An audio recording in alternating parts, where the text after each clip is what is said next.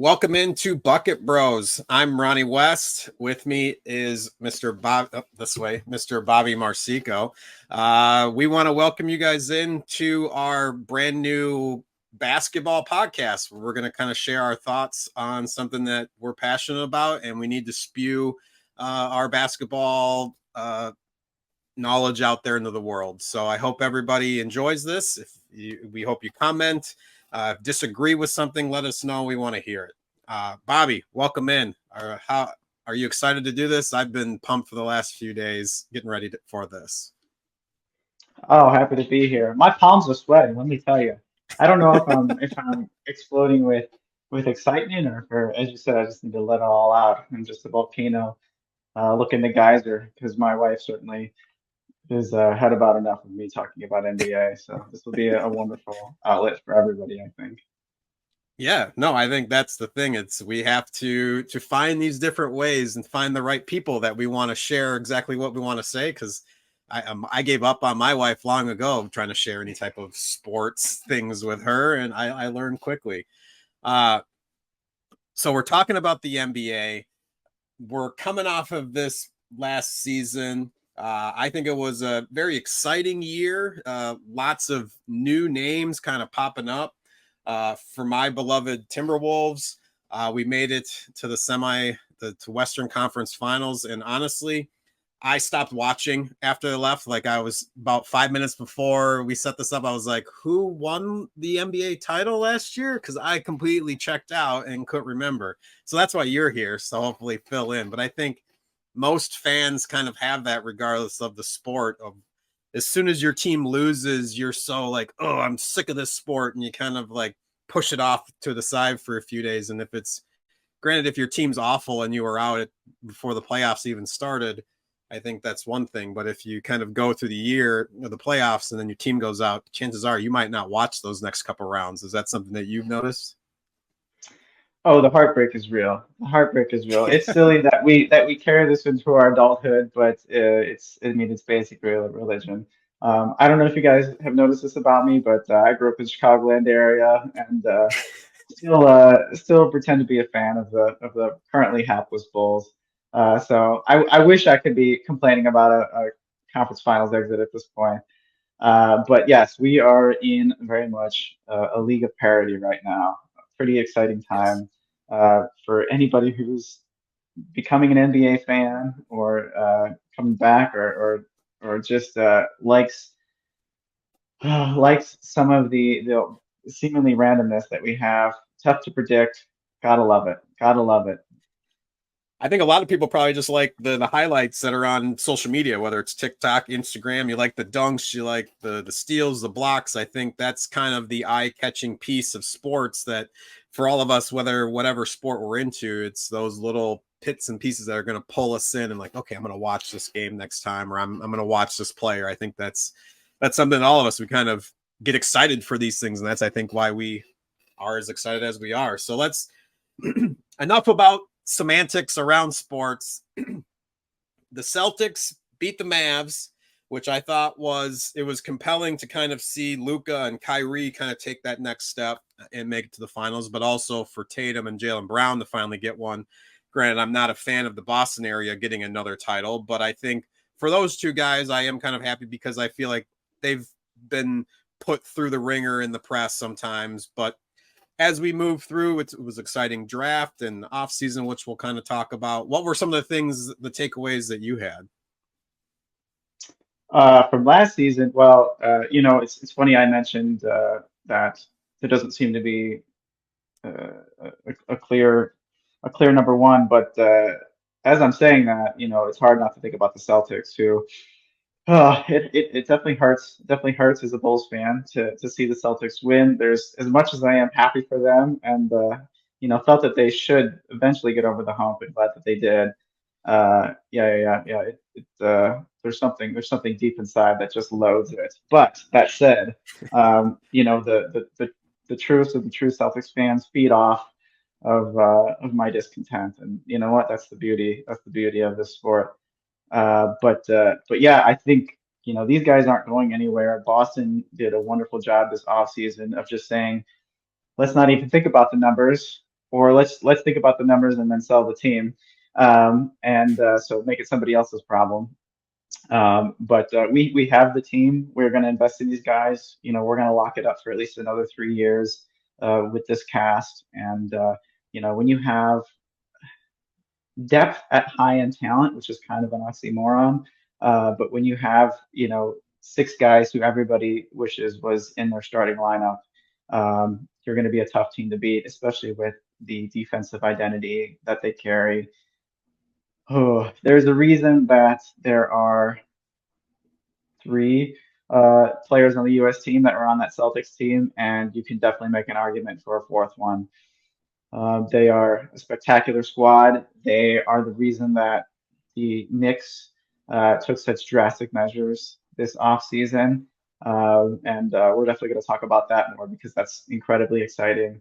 And they are becoming the next archetype of team to beat. We see it with every era shift, which seems to happen quite quickly in the NBA. It's almost like every 5 to 10 years we're You're talking just about. getting older and realizing that these shifts are 5 or 6 years go by quickly. It's just the age happening to you.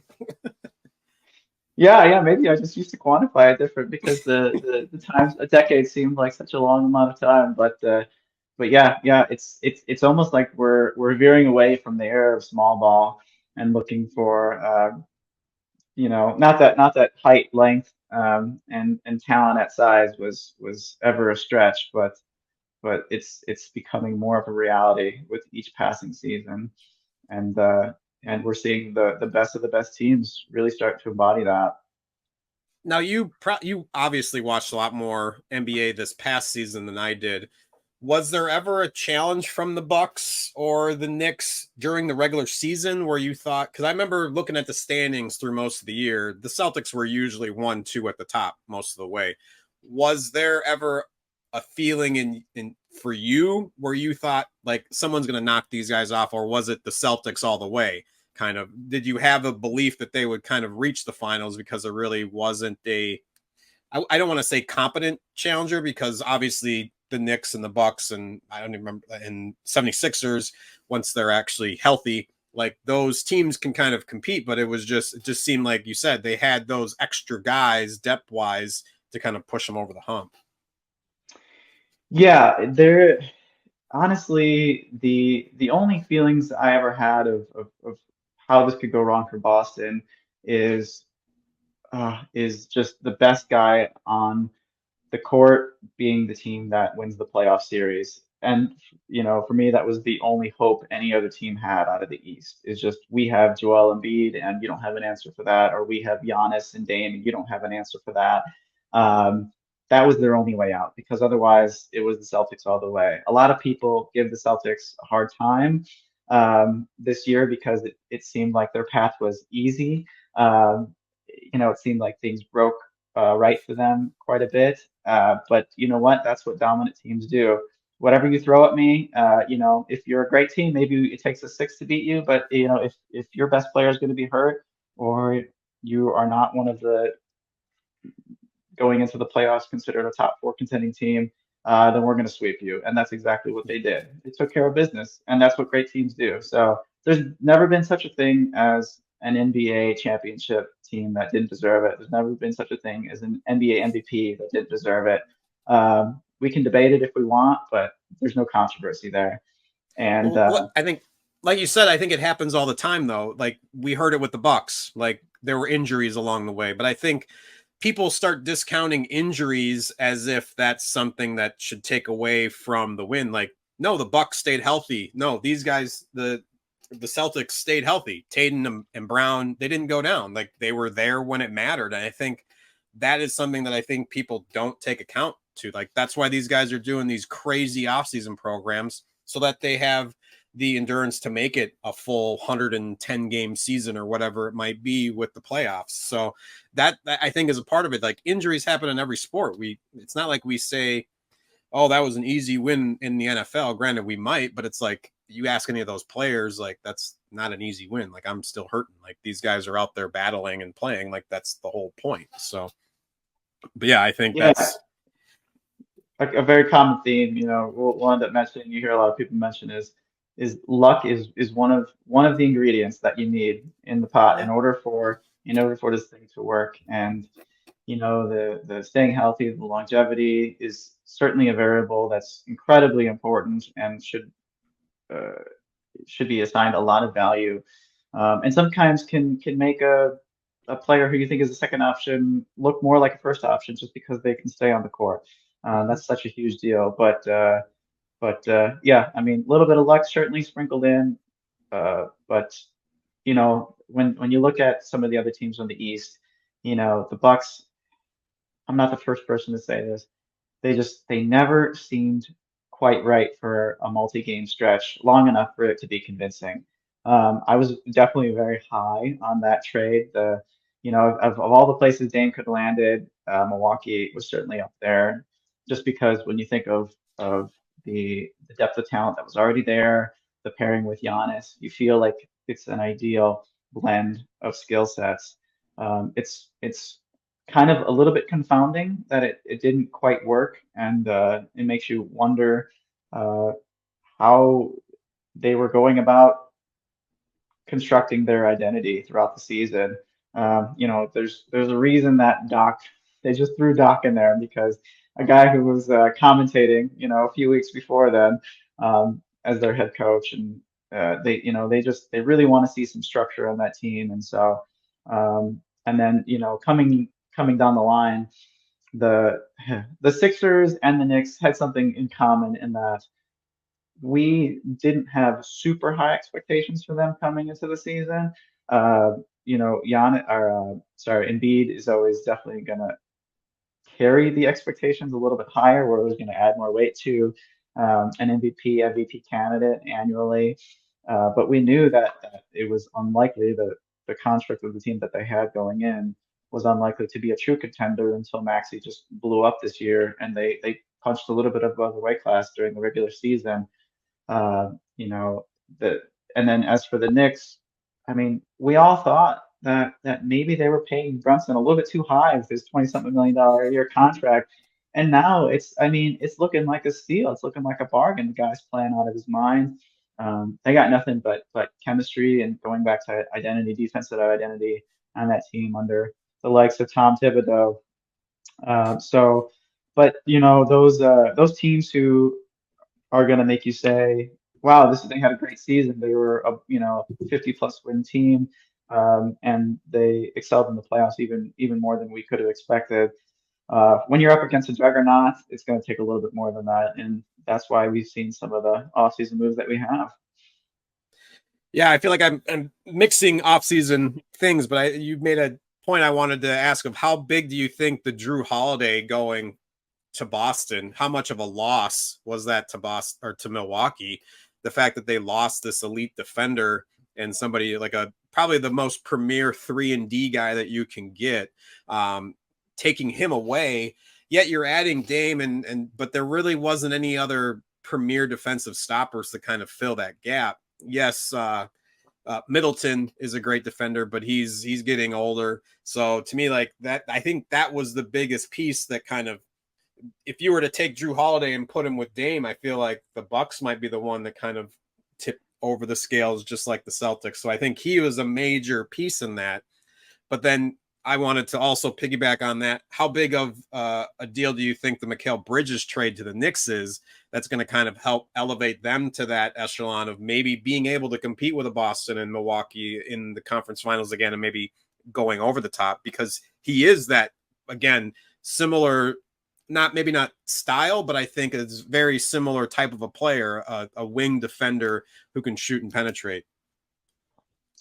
Yeah, Drew Holiday ending up on the Celtics was like you breaking up with your girlfriend and then the next day seeing her on social media with that guy that you hate. It was absolutely heartbreaking for the Bucks. I mean, savvy move by the Celtics. The again talking about luck, things just really broke their way. Had they not made that move, we would certainly have been talking about them as contenders still with the team that they had. But that was a scale tipper by a lot. And credit to Drew Holiday. This guy he's not putting up 30 a game, but he's almost getting paid like the guy who does because he is just so good at what he does.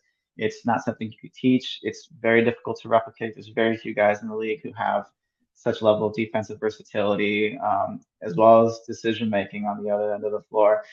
The Sorry, going back to the rest of your Mikal question Bridges here. and the net Yeah, and the Knicks and how that so makes them a contender in this mix now. Not that they weren't before, because obviously they made their run, but I think having you make a run and then you load up more, I think that's showing like we're serious about this. And the thing that's funny is with both of us knowing how Tom Thibodeau is, I feel Mikal Bridges is a perfect player for him. Like he is a grinder, and that's exactly what Thibodeau wants.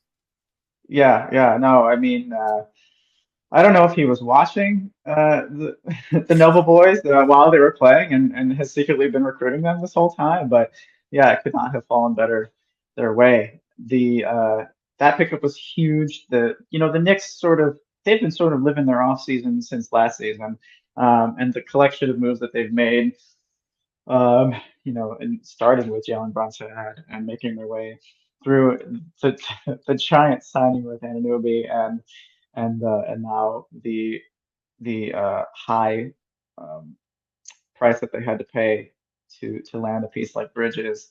I mean, they definitely paid a premium to get him. I think that oh, if you're looking at like who do you think the top five teams are in the entire league? I know we're talking about the East a lot right now, but if you start ranking them, I might already put the Knicks without having seen the squad play yet. I might already put them at number three in my rankings. I thought you were going to say This one. I wish I had a hot take button to just pound on if you're going to say they're the number one team. Well, obviously, I think I've made it pretty clear that I think Boston's still number one, and they're the team to beat. I know, super controversial statement for a team that just won the championship, but with OKC sliding into my number two spot here, but yeah, I would put the Knicks in that top tier group now. I think they are a cut above just about everybody else in the NBA. They have a primary scorer, ball handler. They have tons of wing uh, depth and talent uh, in a two-way fashion. They have their secondary scorer. They kind of already had that with Randall, and they sort of upgraded that in the guard position now with Bridges. It's definitely going to be interesting to see how Randall fits with this squad. He's on a contract right now, so big decisions for the Knicks to make, but. Even though they have a lot more outgoing assets right now with their future, I don't think that they're in a bad spot with all the young talent that they have and with the way that they've designed their team. They have depth. They still have guys that they can rely on. They didn't have to deconstruct themselves really at all in order to build this squad. So that's always the big thing you have to consider is when a team makes a big move, like a Dame, for example, you have to give up something. Something about your team has to change almost every time in order for you to acquire a play like that. And they were able to make these moves without deconstructing the team. So they're going to be especially for your your purist of basketball fans. For your blood in the garden, '90s guys. This next there's going to be some basketball nerds salivating over the way this team plays. Let's hope so. Let's move to the West. That was a lot of time on the East. It was 20 minutes on the East. I didn't think we were going to do a deep dive, but hey, that's us. So let's go. We got them. So after looking at last season, the Mavs, the Timberwolves, the Nuggets, I refuse to say either of the teams that are in LA. I feel like they're at the bottom, much less the teams in up north. But I think the Kings are another one I think are going to be uprising and were surprising this past year. What were your thoughts? I'm obviously Homer biased, so I'll try to keep my Western Conference thoughts as limited as I can. What were your viewpoints of the West this past season, and then moving forward with maybe some of the moves that they kind of made? I know we're jumping ahead a little bit, but I think where are you seeing the teams in the West kind of shake out? Yeah, so I mean, I wonder if the Bulls are a part owner of the Thunder. Hopefully, they're getting some kickback for giving up their best trade asset. for a player in Giddy who's fantastic, but that the Thunder were clearly trying to offload, and to have a mountain of picks that the Bulls could have stolen in that deal. And I say stolen, what I mean is received fair trade value for, again, a demand trade. Um, you expect teams that are already good to have to pay premiums for filling in the gaps, as the Timberwolves have been doing the past few seasons here, and as the Knicks have done, and OKC was just able to get away with one. They still haven't had to do that yet either. So I think, as I mentioned, they're going to steal my number one spot here. They just picking up Hartenstein, again, having to pay a premium for that, but and then getting more depth, with their perimeter defense in Caruso, just an unselfish two-way guy who can really make everybody better without filling up the stat sheet. He just has those intangibles, and then in a sort of partially, I would say partially traditional big in Hartenstein, but who has a lot of modern NBA skills that are gonna work well with some mid-range jumper, um, skill there, as well as decision making and passing. I think the ball's going to move great there. I think some of the sloppiness that we saw on offense for OKC is going to smooth out as a result of the offseason that they had, and I think their defensive identity got even stronger. Them being as young of a team as they are, sky's the limit for them. Things are just going to keep moving in uh, an upward direction until they decide they can't pay the money anymore, um, at least for the next few years anyway. And then coming down to our next tier of Western Conference teams, we can start with That's the it. Timberwolves. Like they're above everybody else by far. Yeah, yeah, yeah. I think it's it's not an island that's too far from the coast. It's just a short ferry right away. But Okay. yeah, they've definitely separated themselves in part because the Nuggets just it's weird for a team who has an a three-time MVP in 4 years, could have won three in a row if it wasn't for voter fatigue, who just came off of a ring 2 years ago, to to manage their team, in the front office as if they're relying on. It's almost like they're trying to fit the two timeline thing. They're really investing a lot in player development, which is just peculiar.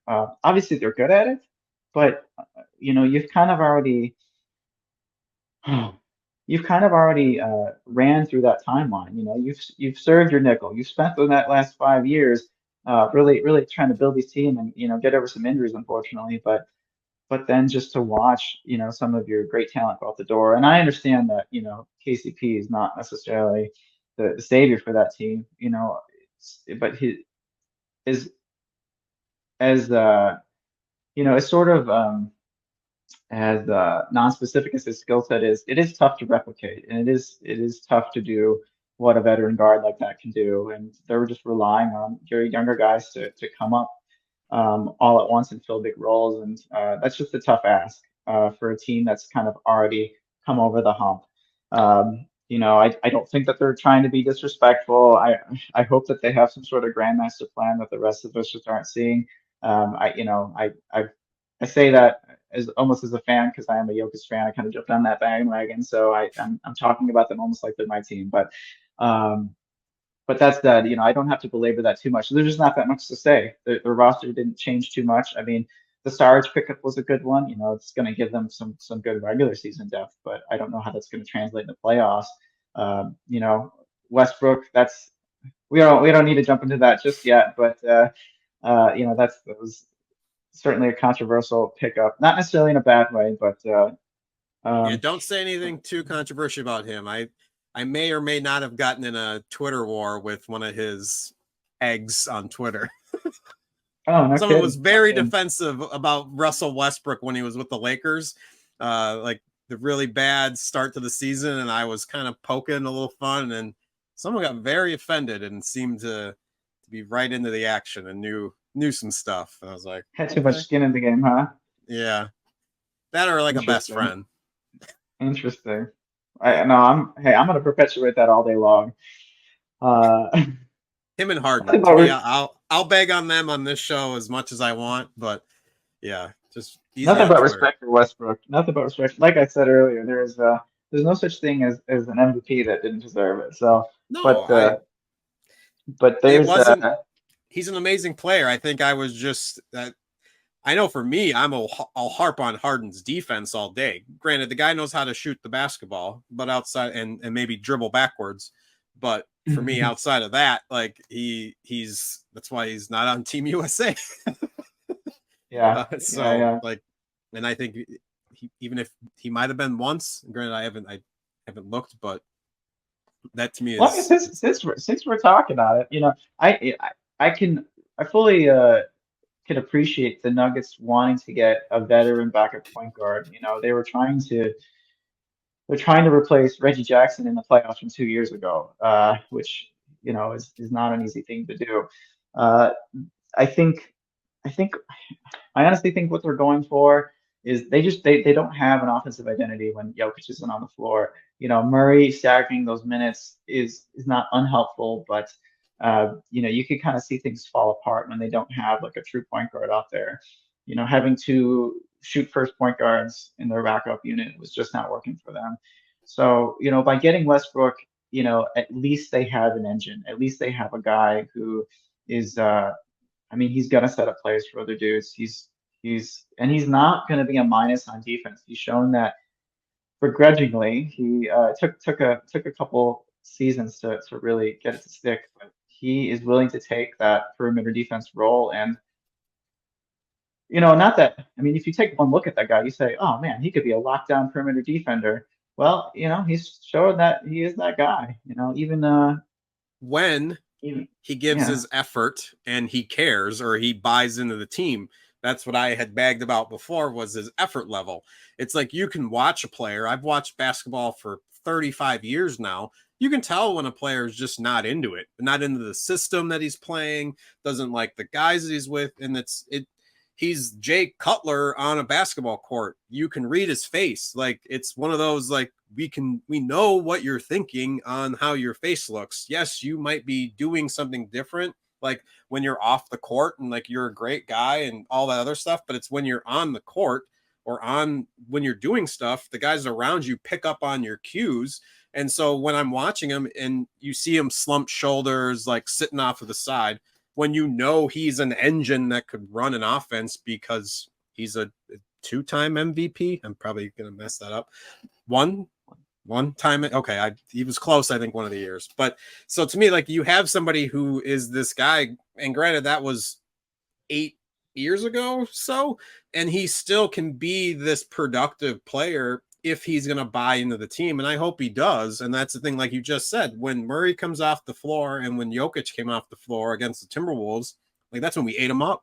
Like there wasn't like a defensive pillar. There was Michael Porter Jr. trying to shoot threes and trying to swing the ball around. And it's like, no, we're an active defending group and you can't do that. You need other pieces to kind of jump in and not just shoot threes. So to me, Westbrook is a good piece, like you said, on the second team to kind of fill that role and distribute and to take over if he needs to. So to me, I think he if he gives his all into this, I think he'll be a good piece. I don't know if they're gonna go over the top. I don't really know how the West will shake out. I hope he outshines the predictions. Prove me wrong. Please prove me wrong. I want to see you shine in this role. I think I think for Russell Westbrook, there's sort of been a build up to him having this opportunity. He has a better opportunity now than he did in either LA runs. This he really has a chance to be a floor general. It's the fit with Jokic is going to be nauseating. I don't know how they're going to fix that. There's somebody who knows X's and O's better than I can hopefully explain that. But yeah, we shall see. I would want to turn to you. The next team I want to talk about.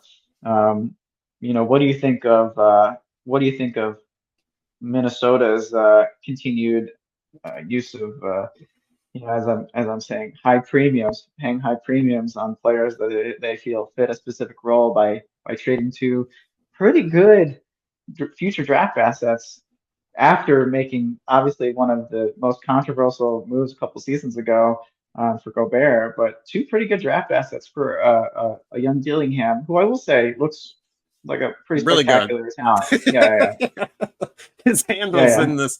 I don't know if was it you that sent me the summer league highlights of him or somebody.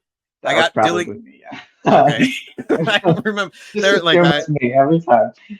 hey, I've got guys sending me all random stuff, but yeah, his handles, at least like the highlight reel that I saw, I'm like, that fits what we didn't have that. Granted, uh Conley's a great guard and he's a floor general. And so if you can teach him those skills that Conley has over to his ability, and hopefully that can transfer within the next year and a half, hopefully. Um, and then this team is dynamic. Like to be able to have the defensive pillars with Naz Reid and Gobert, and to be able to run the floor with Edwards and just have long defensive wings that we do. And to me, like it's exciting to watch. I wish I would have watched more this past season. I know I'm going to be watching.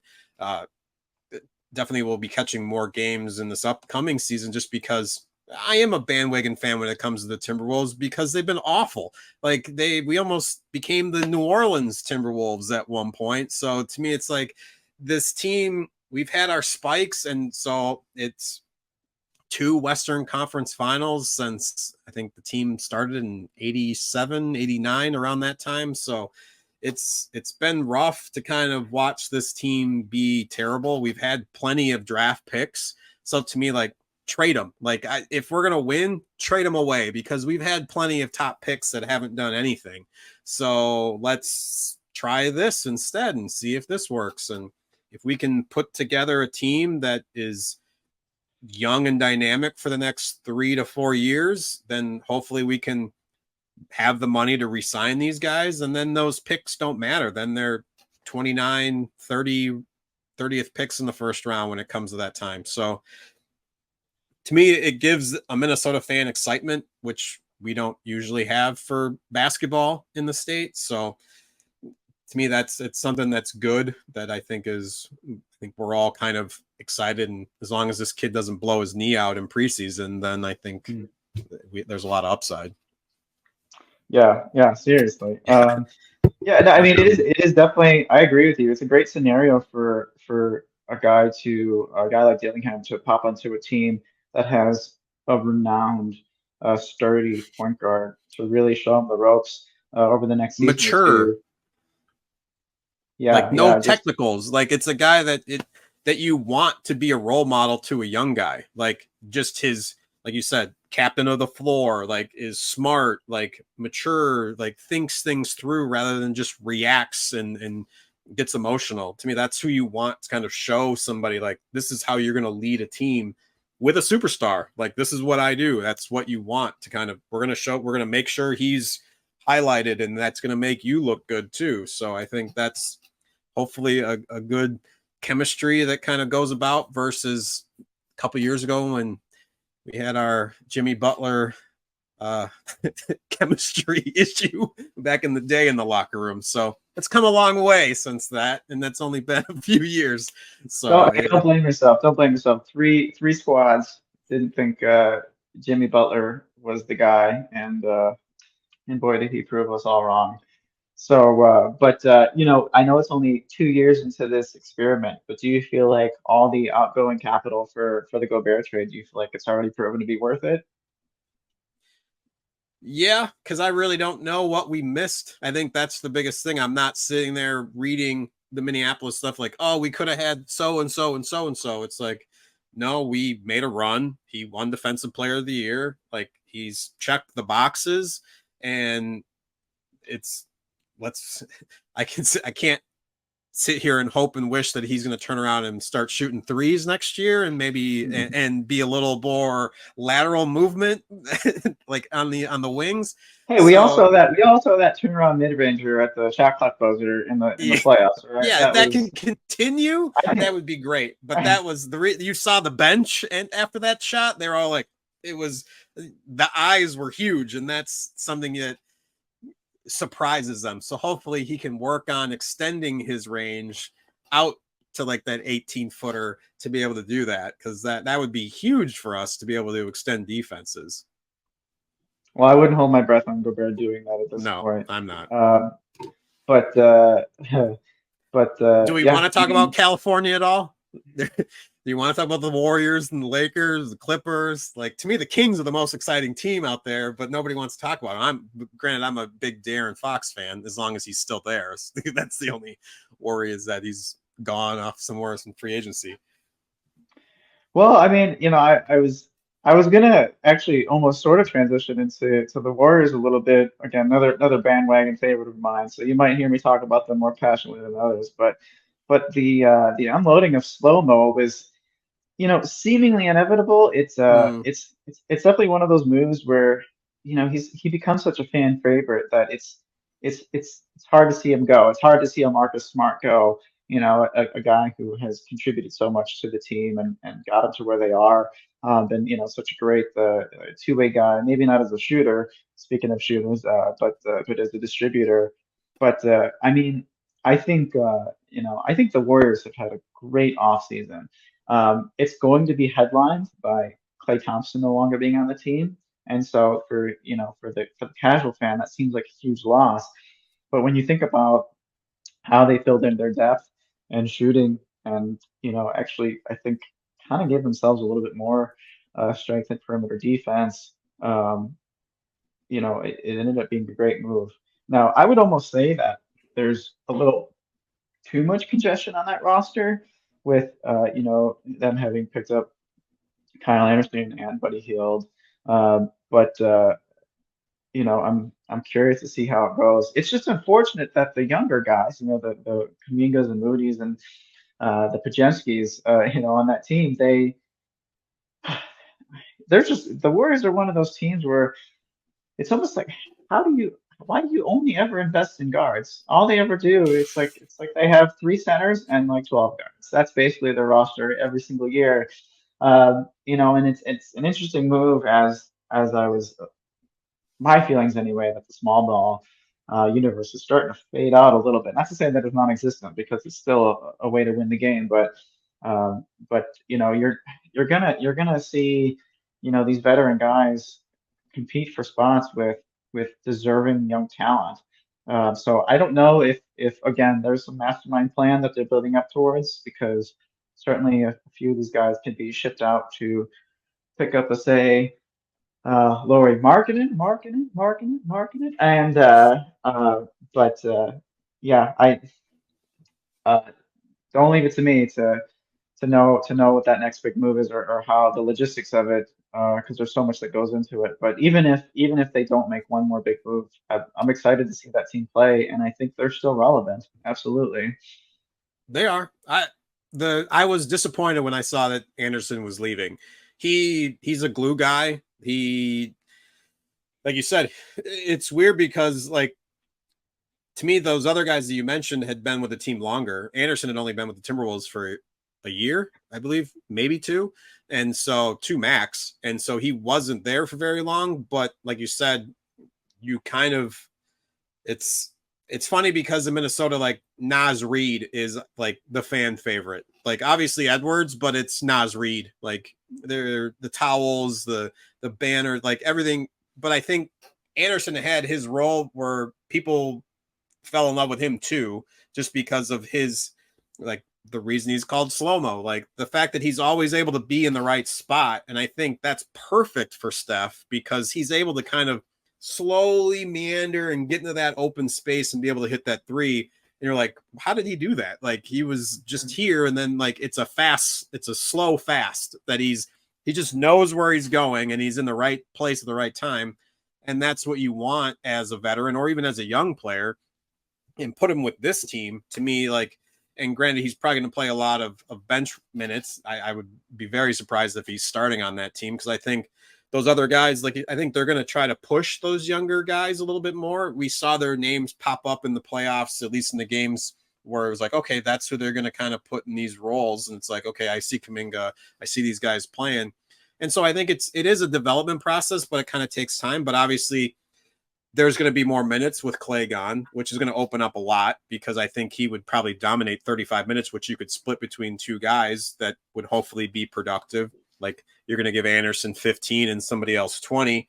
So to me, like there's definitely places where this is going to open up. But yeah, I think they're going to probably be in the same spot as they were last year, kind of getting into the playoffs. Like I wouldn't see them higher than a 6 seed, but I think they're going to be a competitive team that'll be in the playing game. They'll be somebody that matters at the end. They'll maybe win a game or two in the first round, if not a series, depending on the matchup. So yeah, I think Steph's always going to be dangerous, and we're going to see it in the Olympics. Like he can still make shots, go on a run, and Draymond's still going to get in people's heads and get rebounds and be that Rodman gritty player that he is. And so until he blows both knees out or whatever it ends up happening, I think that's just kind of the player he is. They're going to run to him. They're going to till the wheels fall off as far as that goes. I don't see him playing for any other team, either one of them. And so we're just going to get everything we can out of him. And hopefully we can put the pieces around these two that can kind of go. And yeah, I think Clay is going to do great in Dallas. I think he's a good piece that'll open the floor up for them. And I'm excited to see what he does. I think anytime you kind of have that revenge year, the spite year, like, oh, they didn't want me, I'm going to do this. Like guys usually go off and have a good season. So it's no different than the I want to get paid year, like the contract year where guys kind of all of a sudden they're elevating their game. This is that Brett Favre, I'm going to stick it to the Packers kind of year, I think, for Clay, where he's going to come out. And I'm excited to see those games against the Warriors because he's going to go nuts as long as he's healthy. I think he's going to get some great looks. I was actually surprised at the number that he was signed at this offseason. I don't feel like enough people talk about that. You know, I thought when Golden State could sign him, it's because they were looking at, you know, a Draymond type contract or maybe even something bigger Mm-hmm. just because he has greater scoring potential. So, you know, when when it seemed inevitable that he would sign with another team, obviously it ended up being more of a sign and trade to make the deal work. Uh, you know, I was surprised at the number that the Mavs got him for. I mean, that is a steal for somebody who is one of the greatest 3-point shooters of all time. I mean, I would consider him still the second best 3-point shooter in the league at this point. And he's not going to have those secondary ball handling uh, obligations anymore. You know, he's going to a team with a guy with I'd have to verify, but the highest usage rate in the league, and you know, and then another ball dominant shooting guard. And so some of the looks he's going to get are fantastic. Obviously, you worry about what their perimeter wing defense is going to look like now. I feel like you know, obviously Clay essentially coming in for um, Derek Jones Jr. You know, that's a huge drop off in what you can do on defense, which is a big part of what allowed them to get to the finals. You know, you would not have considered Dallas a finals contender before the All-Star break, but obviously, you know, with the moves that they made, then they went on that huge run and during the end of the regular season and showed what their real potential is. You know, you kind of lose some of that with the moves that they make. I still like that team. I'm still putting that team in that second tier in the West. You know, just below OKC. Um, Again, just a ferry boat ride away. You know, just a quick afternoon.